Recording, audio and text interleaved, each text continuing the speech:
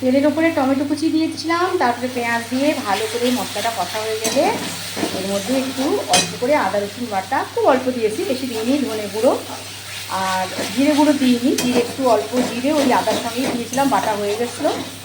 ভালো করে এই যে মশলাটাকে জল দিয়ে কষে নিয়েছি। জল দিই, এর মধ্যে একটু দিয়েছি সস আর একটু দিয়েছি কাশ্মীরি লঙ্কার গুঁড়ো। এবার এর মধ্যে দিয়ে দিলাম মাছটা। এটা কিন্তু কষা কষাই করবো, কারণ যেহেতু ডাল আছে ওই জন্য বেশি আর আমি জল দেবো না, ঝোল ঝোল করবো না, এটা গামাখাই হবে।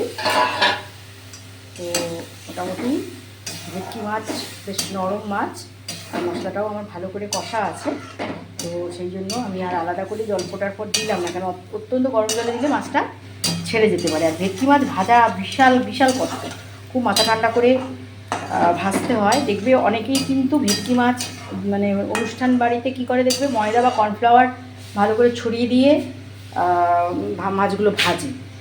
তো মাথা ঠান্ডা করে একটু ভাজতে হয়, তেলে কিন্তু মাছগুলো সুন্দর করে ভাজা হয়।